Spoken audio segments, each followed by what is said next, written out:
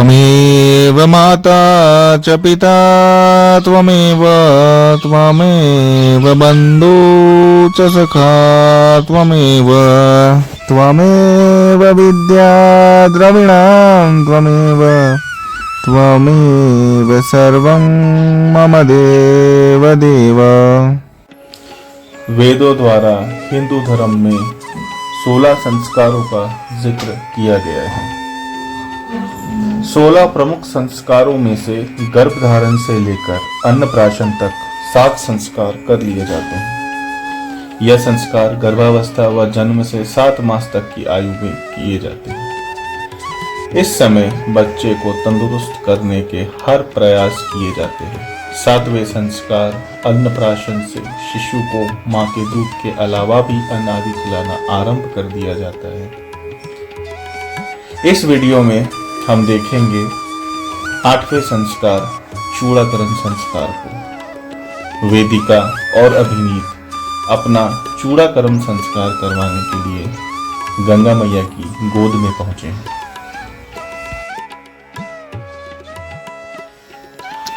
हम घाट पर सुबह सुबह छठ पर्व के एक दिन पहले पहुंचे। ये वही दिन था जिस दिन छठ रखने वाली सारी औरतें गंगा नदी स्नान करने जाती हैं और अपने व्रत का आरंभ करती हैं। इसीलिए उस दिन वहां पर बहुत ज्यादा भीड़ थी।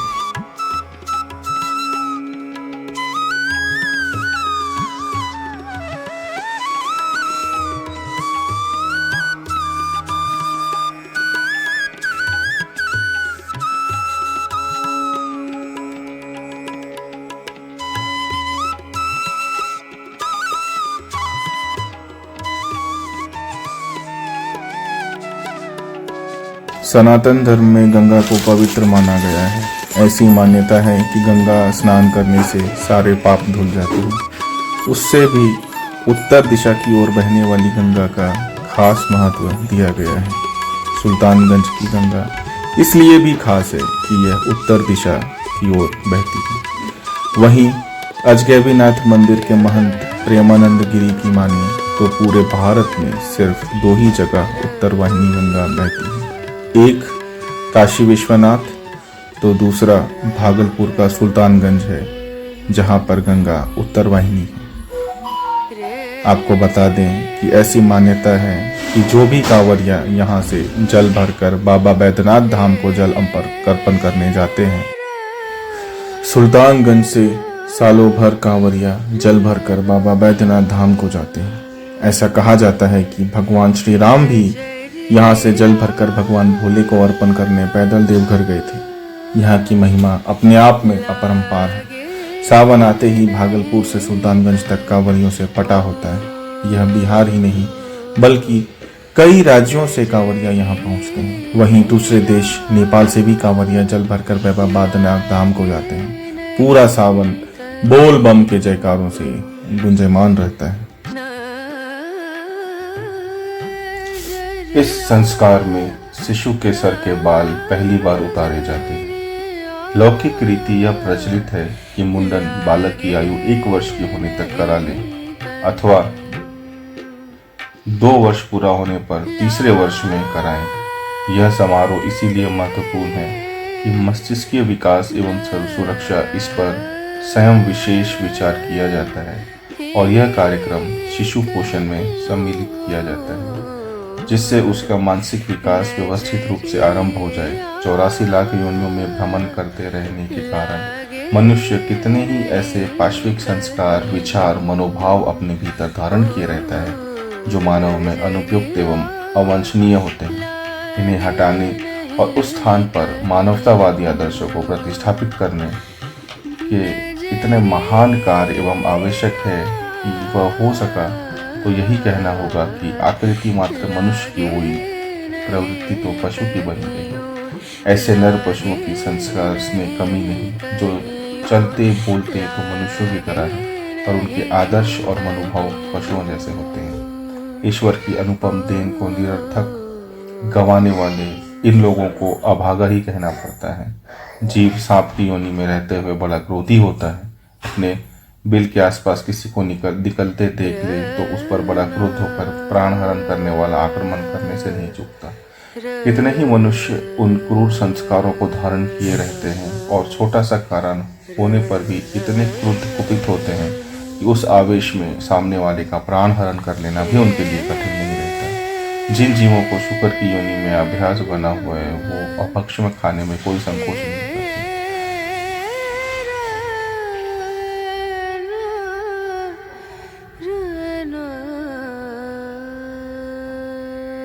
इसी तरह से अलग अलग योनियों जैसे शुकर, जैसे लोमड़ी, जैसे भैंस, खटमल, मच्छर, मकड़ी आदि योनियों में से जब मनुष्य निकलता है तो हर एक योनि की कुछ न कुछ शामिल हो जाती है। समझदार व्यक्तियों का सदा यह प्रयत्न रहता है कि इनके द्वारा पाली पोसी गई संतान ऐसी ना हो। संस्कारों को प्रतिष्ठापना बालकपन में ही होती है। इसलिए हमें अपने माता पिता की वैसी सहायता न मिलने से मनोवांछित विकास करने का अवसर भले ही न मिला हो, पर अपने बालकों को संबंध में वैसी भूल ना की जाए।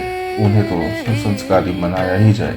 चूड़ाक्रमण, मुंडन संस्कार के माध्यम से किसी बालक के संबंध में उसके संबंधी परिजन शुभचिंतक यही योजना बनाए कि उसे पार्श्विक संस्कारों में विमुक्त एवं मानवीय आदर्श से ओतप्रोत इस प्रकार बनाया जाए।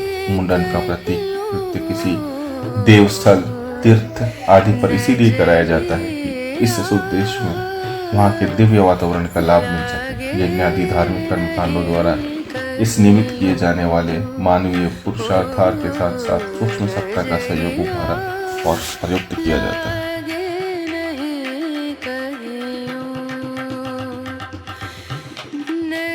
बाबा धाम जो कि एक ज्योतिर्लिंग है, जहाँ पर शिव खुद विराजमान है, और सुल्तानगंज जहाँ पर की एक उत्तर वाहिनी गंगा बहती है, उससे बेहतर तीर्थ स्थान हमें और क्या ही मिल सकता था। इसीलिए हमने यही निश्चय किया कि हमारे बच्चों का मुंडन बाबा धाम में ही होगा।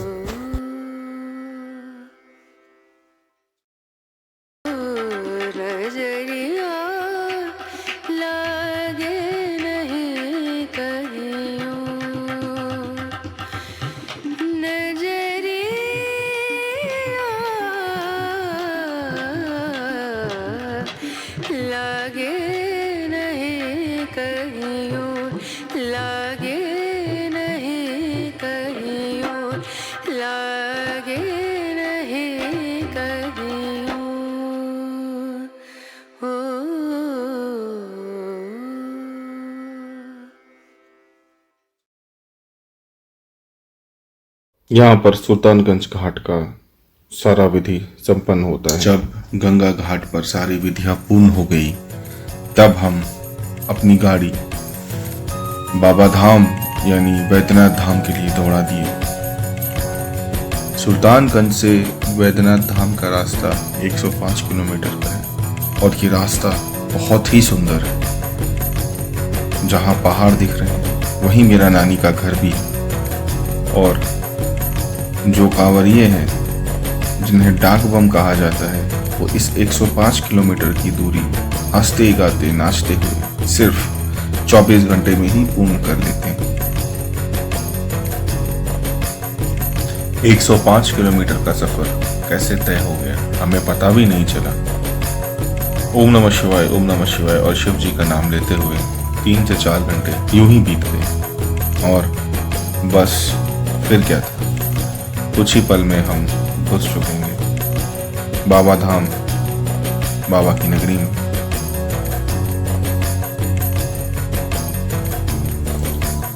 बाबा धाम देवघर बिहार और झारखंड के बॉर्डर पर पड़ता है।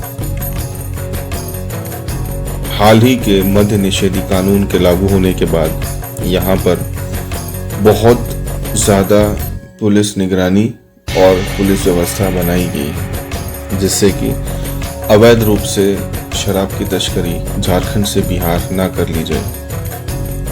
पर जैसे ही आप देवघर घुसते हैं, आपको हवा में एक अलग ही ताजगी का एहसास होता है।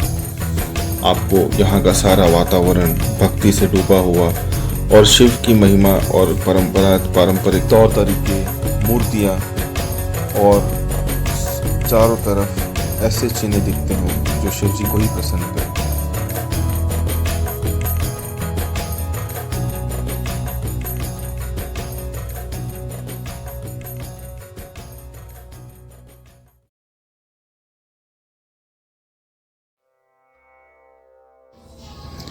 इस लिंग की स्थापना का इतिहास यह है कि एक बार असुर राज रावण ने हिमालय पर जाकर शिवजी की प्रसन्नता के लिए घोर तपस्या की और अपने सिर काट काट कर शिवलिंग पर चढ़ाने शुरू कर दिए। एक एक करके 9 सिर चढ़ाने के बाद 10वां सिर भी काटने को ही था कि शिवजी प्रसन्न होकर प्रकट हो गए। उन्होंने उसके 10 सिर ज्यों को त्यों कर दिए और उससे वरदान मांगने को कहा। रावण ने लंका में जाकर उस लिंग को स्थापित करने के लिए उसे ले जाने की आज्ञा मांगी। शिवजी ने अनुमति तो दे दी, पर इस चेतावनी के साथ दी कि यदि मार्ग में इसे पृथ्वी पर रख देगा तो वह वहीं अचल हो जाएगा। अंततः वही हुआ। रावण शिवलिंग लेकर चला, पर मार्ग में एक चेताभूमि आने पर उसे लघुशंका निवृत्ति की आवश्यकता हुई। रावण उस लिंग को एक व्यक्ति को थमा लघुशंका निवृत्ति करने चला गया। इधर उन व्यक्ति ने ज्योतिर्लिंग को बहुत अधिक भारी अनुभव कर भूमि पर रख दिया। फिर क्या था, लौटने पर रावण पूरी शक्ति लगाकर भी उसे न उखाड़ सका और निराश होकर मूर्ति पर अपना अंगूठा गड़ाकर लंका को चला गया। इधर ब्रह्मा, विष्णु आदि देवताओं ने आकर उस शिवलिंग की पूजा की। शिवजी का दर्शन होते ही सभी देवी देवताओं ने शिवलिंग की वहीं उसी स्थान पर प्रतिस्थापना कर दी और शिव स्तुति करते हुए वापस स्वर्ग को चले गए। जनश्रुति व लोक मान्यता के अनुसार यह बैद्यनाथ धाम ज्योतिर्लिंग मनुवंशित फल देने वाला है। देवघर का बैद्यनाथ धाम 12 ज्योतिर्लिंगों में से एक है। इस 12 ज्योतिर्लिंग की सबसे बड़ी खासियत यह है कि यह विश्व का इकलौता शिव मंदिर है जहां शिव और शक्ति एक साथ विराजमान है, इसलिए इसे शक्तिपीठ भी कहते हैं। पौराणिक कथाओं में वर्णित है कि यहाँ माता सती का हृदय कटकर गिरा था, इसीलिए इसे हृदय पीठ भी कहते हैं। दरअसल वेदों में वर्णित है कि राजा दक्ष के महायज्ञ में शिव को नहीं बुलाए जाने पर माता सती रुष्ट हो गई थी और अग्नि कुंड में खुद को समाहित कर लिया था, जिसके बाद भगवान शिव क्रोधित हो गए और माता सती के मृत शरीर को अपने कंधे पर लेकर तांडव करने लगे थे। शिव के इस क्रोध से प्रलय आ जाता। ऐसे में भगवान विष्णु के चक्र से शक्ति के शरीर के टुकड़े टुकड़े कर दिए गए। जहां जहां भी शरीर का हिस्सा गिरा वह शक्तिपीठ कहलाया। देवघर बैद्यनाथ धाम में माता का हृदय कटकर गिरा था, इसीलिए इसे शक्तिपीठ भी कहते हैं। बाबा बैद्यनाथ मंदिर विश्व का एकमात्र शिवालय है जहां पर शिव और शक्ति एक साथ विराजमान है। यही कारण है कि इसे शक्तिपीठ और हृदय पीठ भी कहते हैं। ऐसा माना जाता है कि इस नगरी में आने से शिव और शक्ति दोनों का आशीर्वाद मिलता है। पुरोहित बताते हैं कि यहाँ पहले शक्ति स्थापित हुई, उसके बाद शिवलिंग की स्थापना हुई है। भगवान भोले का शिवलिंग सती के ऊपर स्थित है, इसीलिए इसे शिव और शक्ति के मिलन स्थल के रूप में भी जाना जाता है।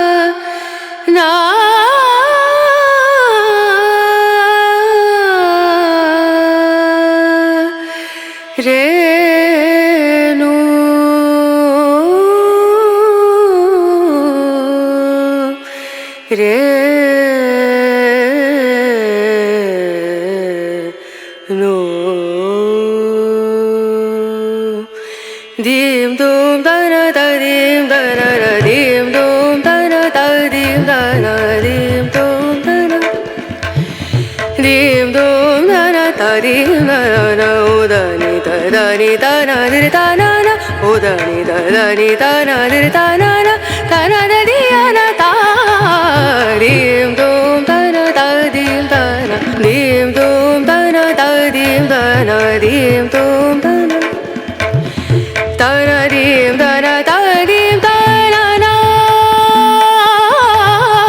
da dim da na da dim da na da di na da na dim da na da dim da na da di na da na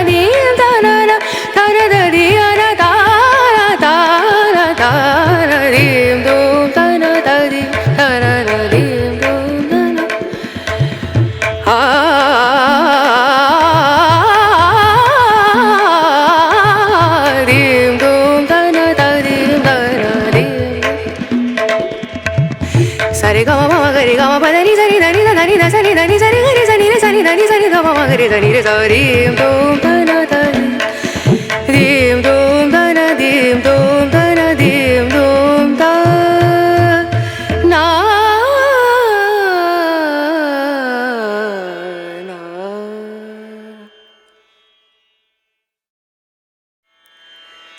re no re na re na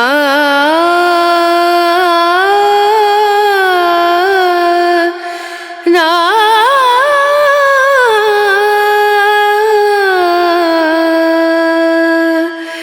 re no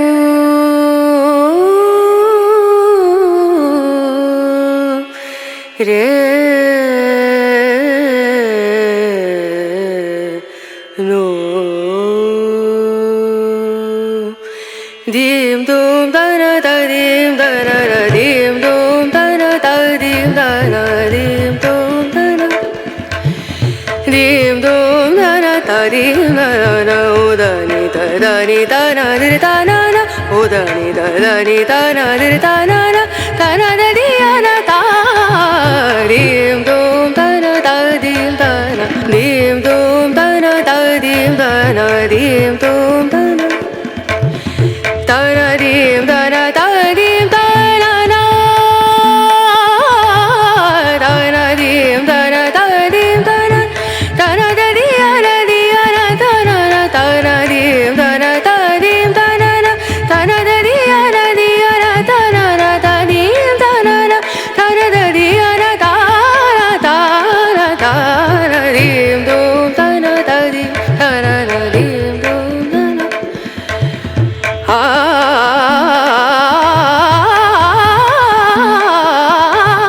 dim dum da na da dim da na dim sa re ga ma ma ga re ga ma pa da ni sa ni da ni da ni da sa ni da ni sa re ga re sa ni re sa ni da ni sa ni da ma ma ga re sa ni re sa dim dum da na da dim dum da na dim dum da na dim dum da na na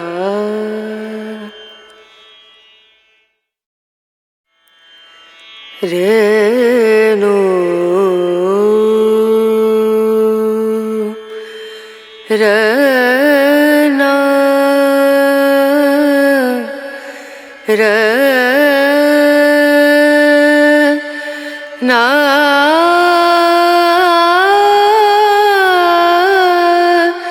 na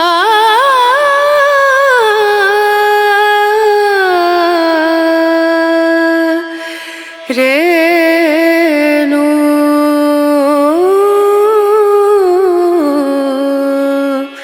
re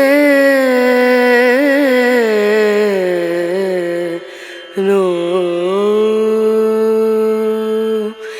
dim dum da na da dim da na da dim dum da na da dim da na dim dum da na dim dum da na da dim da na o da ni da na dir da na na o da ni da na dir da na na da di ya na da dim dum da na da dim da na dim dum da na da dim da na dim dum da na da dim da na da dim da na na da dim da na da dim da na da di ya na da na dim da na da dim da na na da di ya na da na da dim da na na da di ya na da dim dum da na da dim da na dim dum da na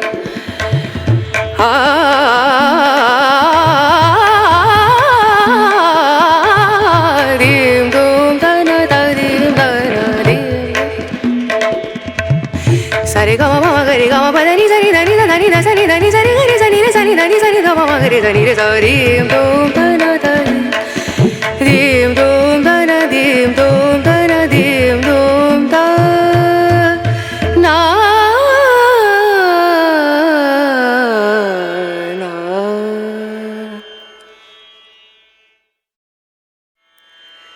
Renu रना रना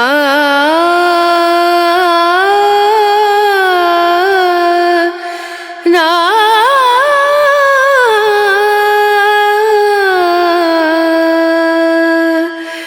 Renu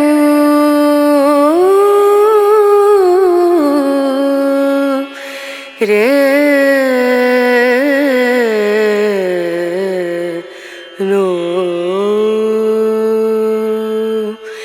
दीम दूम दना दीम दना दीम दूम दना दीम दना दीम दूम दना दीम दूम दना दीम दना उदनी दनी दना दिर दना उदनी दनी दना दिर दना दना दिया ता दीम दूम दना दीम दना दीम दूम दना दीम दना दीम दूम दना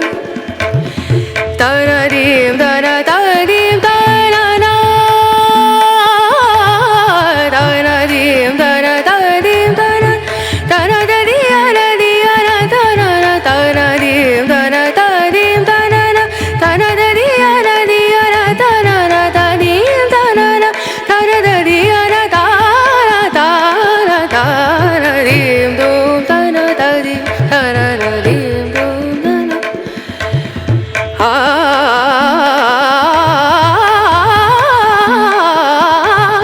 dim dum dana dim dana dim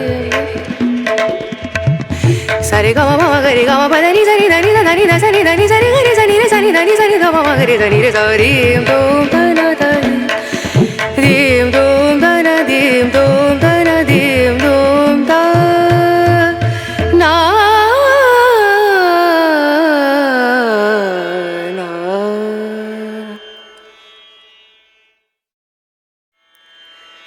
Renu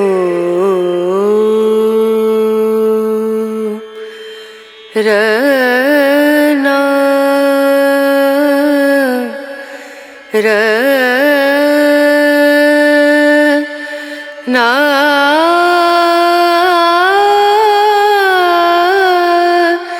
ना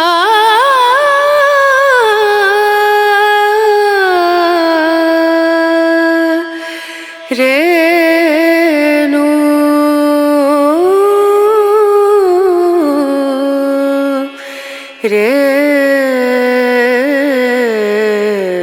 Renu dim dum dana dim dana dim dum dana dim dana dim dum dana dim dum dana dim dana udani dani dana dir dana udani dani dana dir dana dana diana ta dim dum dana dim dana dim dum dana dim dana dim dum dana dana dim dana dim dana na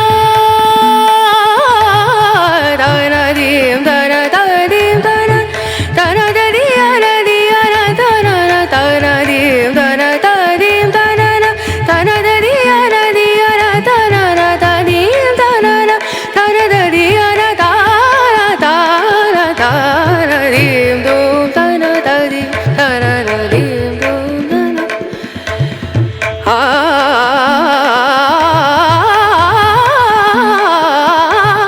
dim dum dana dim dana dim sare ga ma ga re ga ma pa da ni sa ni da ni da ni da sa ni da ni sa ni ga re sa ni re sa ni da ni sa ni da ma ga re sa ni re sa dim dum dana dim dum dana dim dum dana dim dum da na na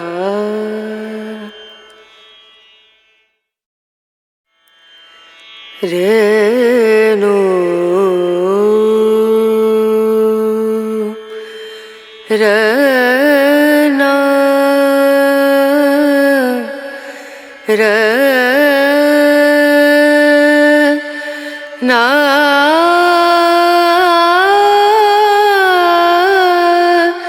na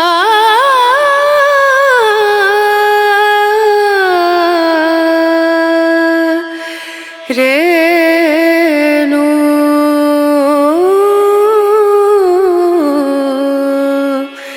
re nu dim dum da na da dim da na na dim dum da na da dim da na dim dum da na dim dum da na da dim da na o da ni da na di da na na o da ni da na di da na na da di ya na da dim dum da na da dim da na dim dum da na da dim da na dim dum da na da na dim da na da dim da na na da na dim da na da dim da na da na da di ya na da na na da na dim da na da dim da na na da na da di ya na da na na da dim da na na da na da di ya na da na dim dum da na da dim da na na dim dum da na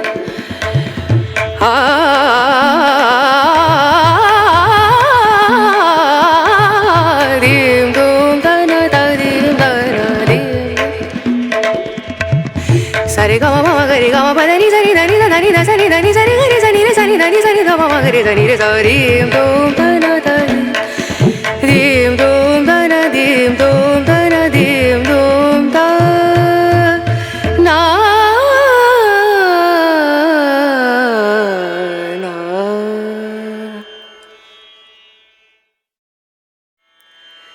re nu re na re na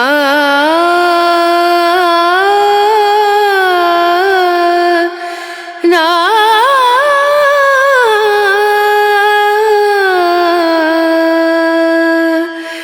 re nu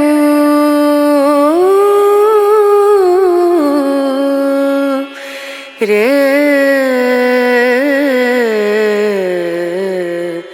nu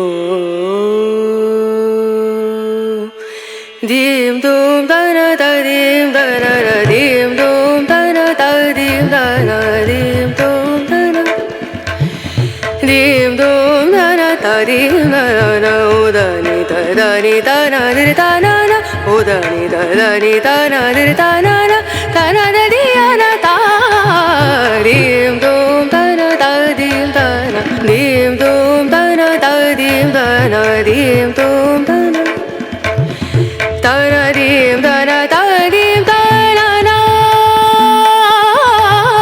da na dim da na da dim da na da na da di ya na da na na da na dim da na da dim da na na da na da di ya na da na na da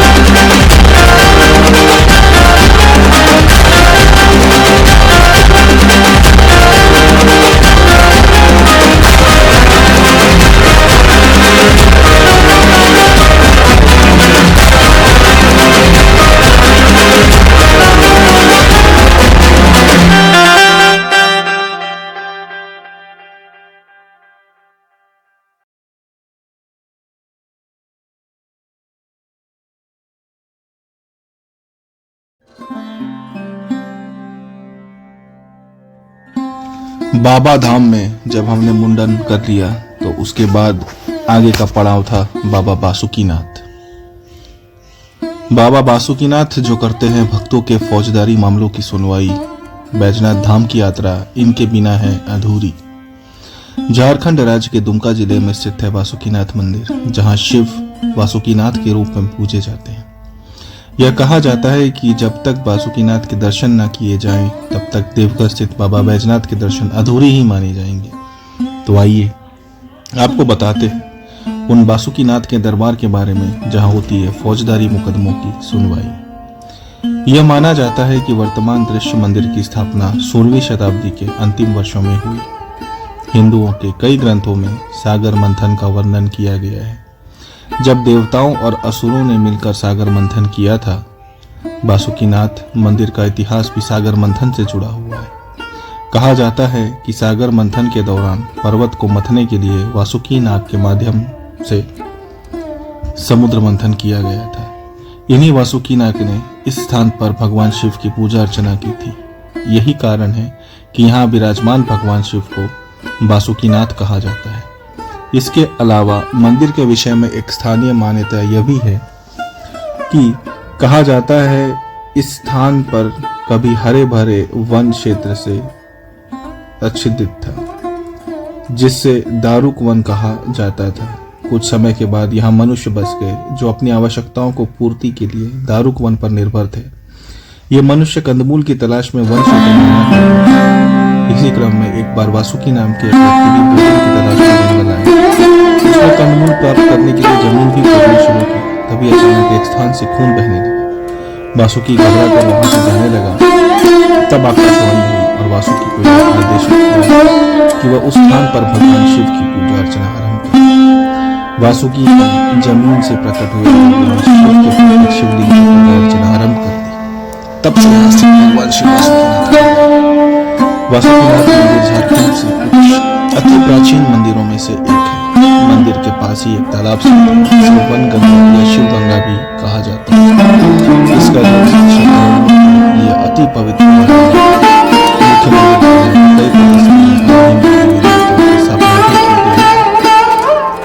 देश के कोने कोने से आने वाले शिव भक्त पहले देवघर स्थित बाबा बैजनाथ धाम पहुंचते हैं और भगवान शिव को गंगा जल अर्पित करते हैं। हालांकि बैजनाथ के बाद अधिकांश श्रद्धालु वासुकीनाथ ही पहुंचते हैं। मान्यता भी है कि जब तक वासुकीनाथ के दर्शन न किए जाएं, तब तक बाबा बैजनाथ की यात्रा अधूरी ही मानी जाएगी। श्रद्धालु अपने साथ गंगा जल और दूध लेकर वासुकीनाथ पहुंचते हैं और भगवान शिव का अभिषेक करते हैं।